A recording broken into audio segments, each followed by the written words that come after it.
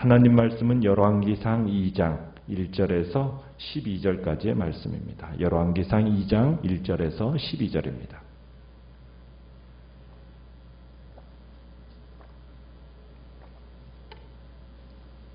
열왕기상 2장 1절에서 12절입니다.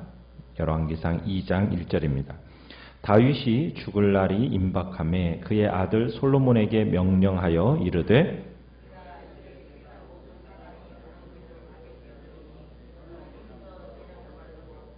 내 하나님 여호와의 명령을 지켜 그 길로 행하여 그 법률과 계명과 율례와 증거를 모세의 율법에 기록된 대로 지키라. 그리하면 내가 무엇을 하든지 어디로 가든지 형통할지라.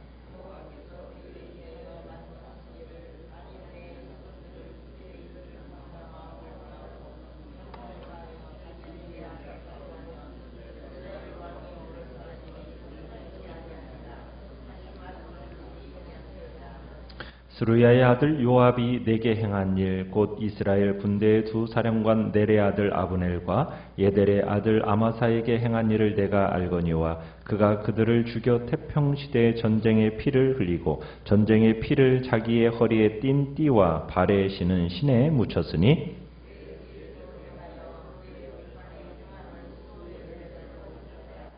마땅히 길르앗 바르실레의 아들들에게 은총을 베풀어 그들이 내 상에서 먹는 자 중에 참여하게 하라. 내가 내 형 압살롬의 낯을 피하여 도망할 때에 그들이 내게 나왔느니라.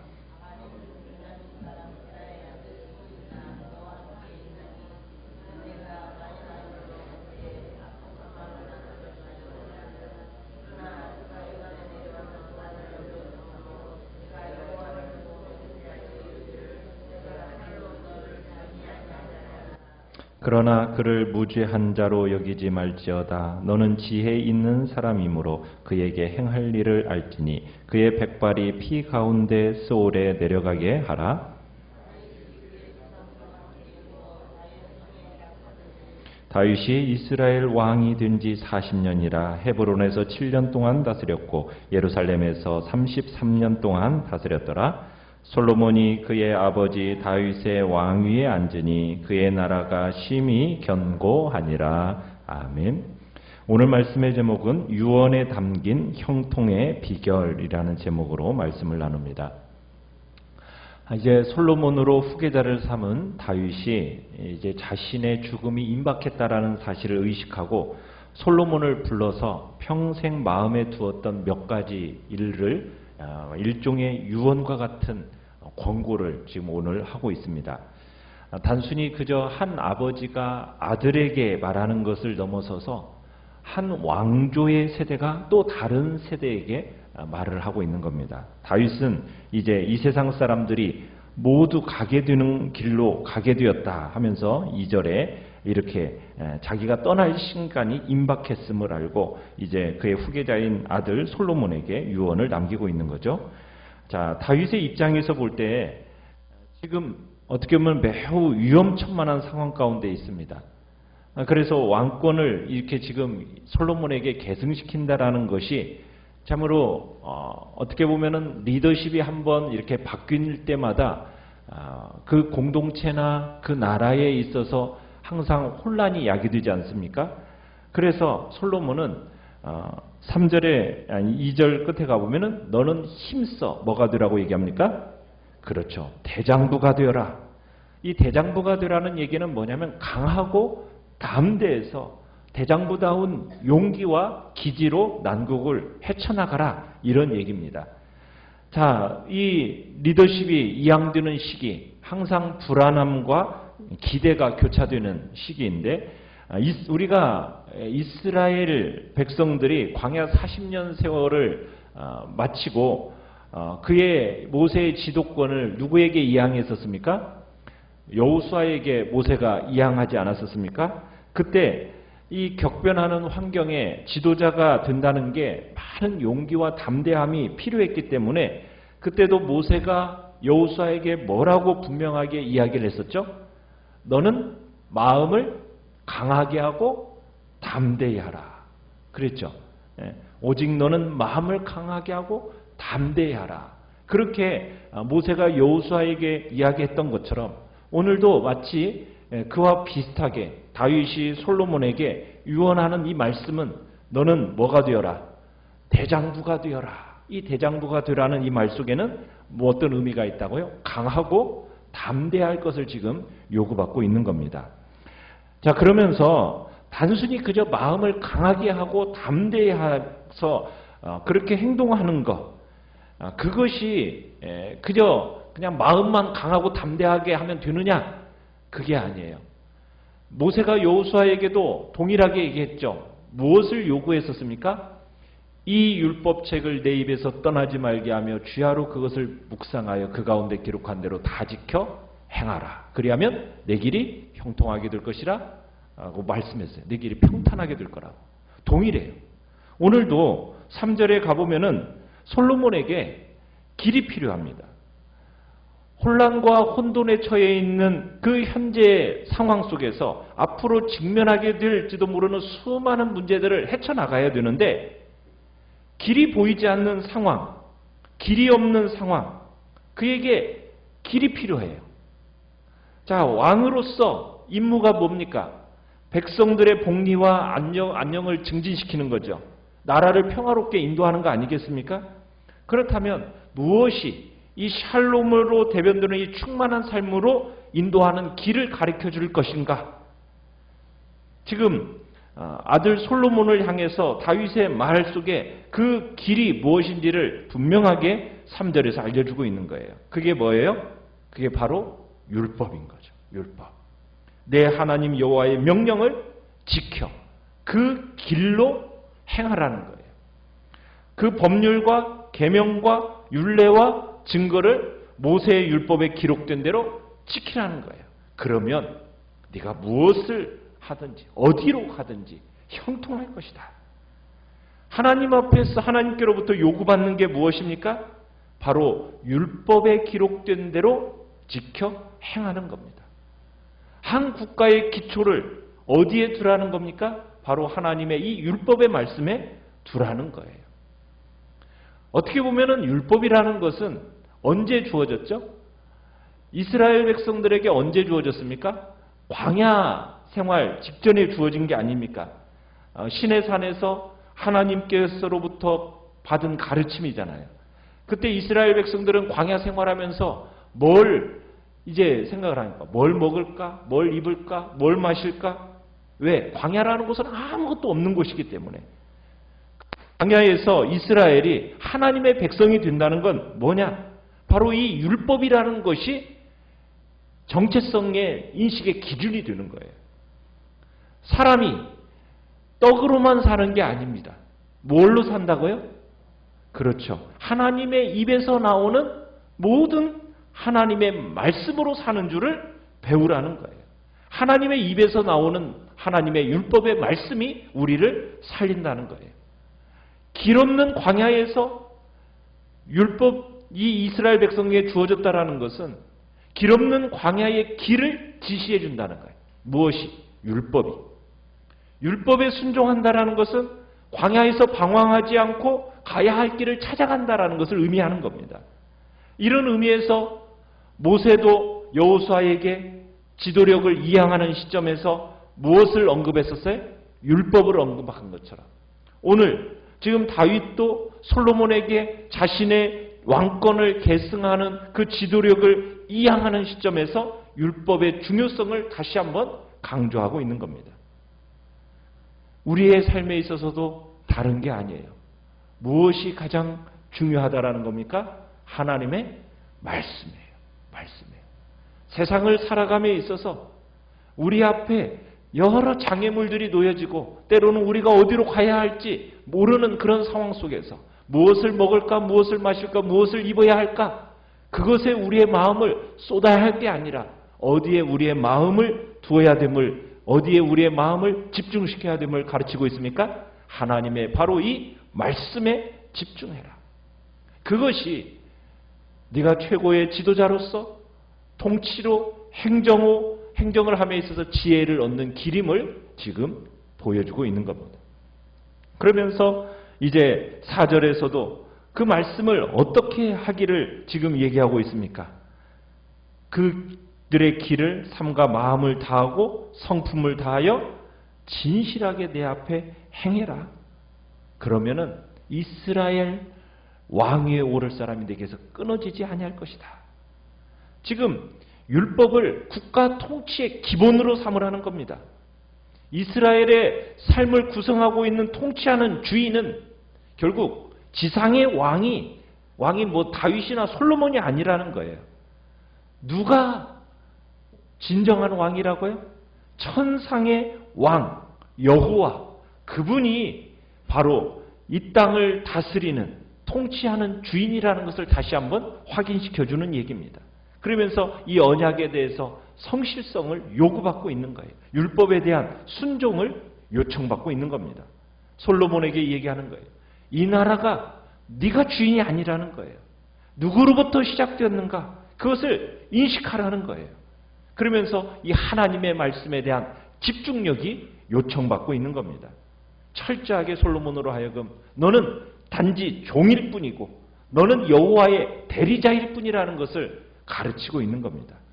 정의와 공의로 나라를 다스리는 샬롬의 왕국을 이루는 그 복된 사명은 어디에 있다라는 거예요. 하나님의 말씀을 어떻게 지켜 행하느냐에 있는가를 다시 한번 강조하고 있는 것입니다.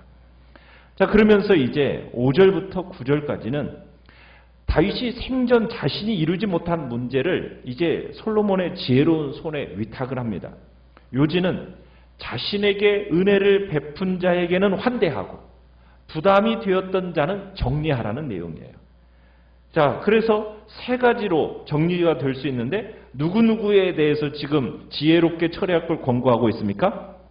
5절에는 요압이라는 사람이죠. 그 다음에 7절에서는 바르실레의 아들들, 그리고 8절에서는 시므이에 대한 이야기입니다. 이 세 사람은 다윗의 평생에 잊지 못할 사연을 만들어뒀던 인물이에요. 자, 첫 번째 요압은 어떻게 하라고 얘기합니까? 제거하라는 거예요.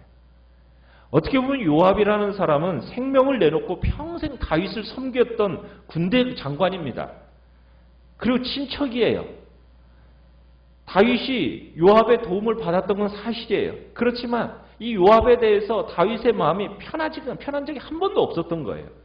우리가 사무엘서 기록에 보면은 요압이라는 사람에 대한 이야기를 종합해 보면 무자비한 살인을 주저하지 않았던 잔인성을 지닌 사람입니다. 자, 그가 누구를 죽였다고 얘기하고 있습니까? 5절에 보니까 아브넬과 아마사를 죽였다고 그러죠. 이것도 다윗의 입장에서 보면은 이건 용서할 수도 없고 잊을 수도 없는 일이에요.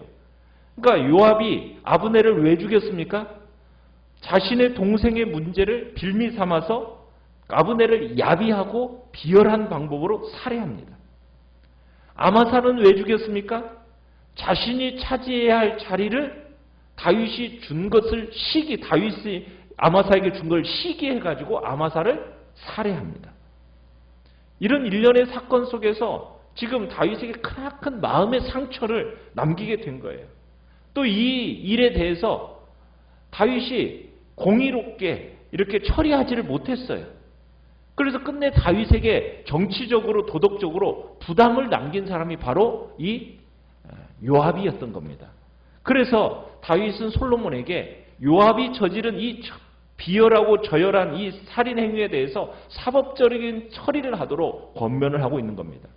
거기다가 이 요압은 다윗의 생애에 있어서 군대 장관으로서의 오랜 기간을 가졌던 사람이에요. 그러니 이 군대와 정치적인 세력이 어땠겠습니까? 매우 큰 인물이었다라는 것을 볼 수 있는 거예요. 그러니까 솔로몬의 왕권에 있어서 큰 위협의 요소가 된 사람이 바로 이 요압인 겁니다. 그래서 솔로몬의 왕권을 염려해서 다윗은 이런 제안을 하게 되는 거죠.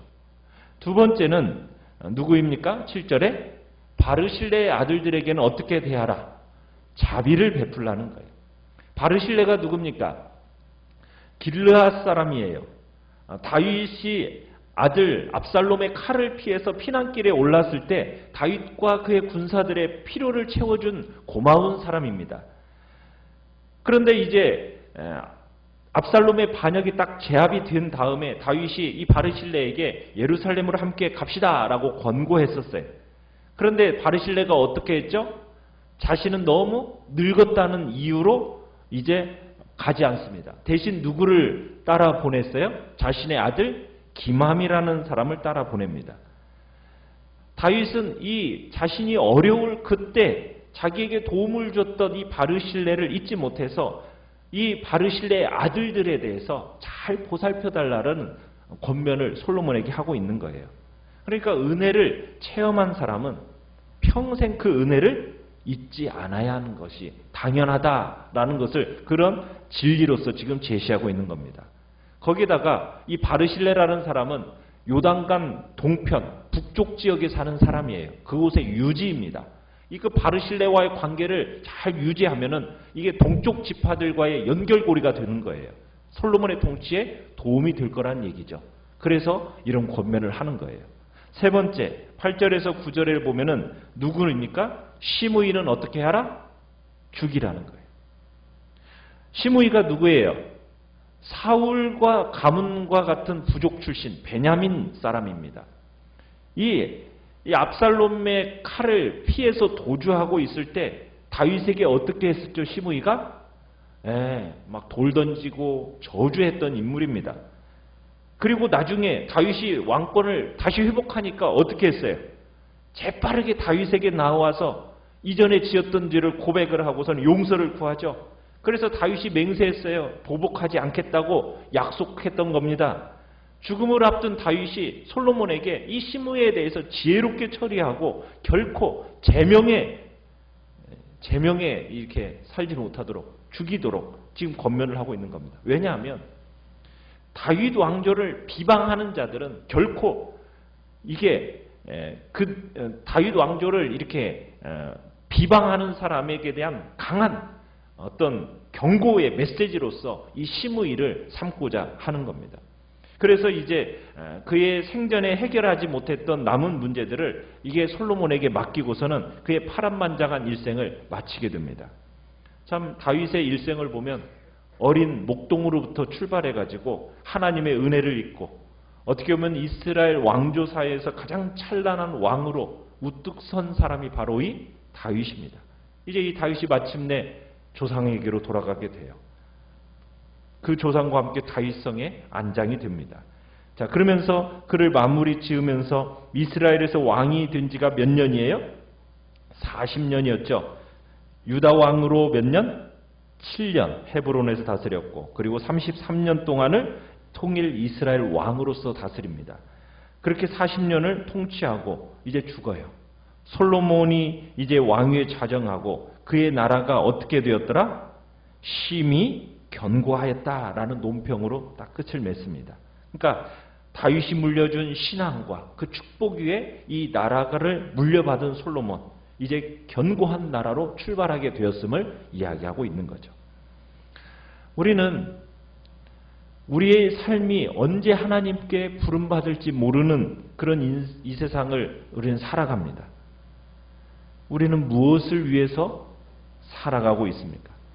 여러분은 죽기 전에 사랑하는 이들에게 꼭 전하고 싶은 말이 무엇입니까? 다윗은 자신의 인생을 돌아보면서 가장 중요하다고 생각하는 것을 지금 솔로몬에게 얘기하고 있는 거예요. 그 얘기가 뭐예요? 무슨 대가를 치러서라도 성공해라, 돈 많이 벌어라, 세상을 마음껏 즐겨라, 이런 얘기가 아니죠. 무슨 얘기였습니까? 오직 마음을 다하고 성품을 다하고 힘을 다하여 뭐에 순종하라? 하나님의 말씀에 순종하라. 유언이라는 게 무엇입니까? 유언이라는 것은 그 사람이 인생에 있어서 가장 중요하게 여기며 살아왔던 것을 보여주는 말이 유언입니다. 정말 우리는 죽기 전에 사랑하는 우리의 자녀손들에게 무엇을 유언으로 남기겠습니까? 내가 어디서 와서 어디로 돌아가는지, 나를 지으신 이가 누구며 내가 세상에 존재하는 이유가 무엇인지 안다면 어떻게 살아야 하는지 답이 나오는 거죠. 그렇지 않습니까? 나의 주인 되신 하나님, 그 하나님을 온 마음 다해 사랑하라고, 그분의 말씀을 지키는 것이 너의 삶의 최우선순위로 삼으라고.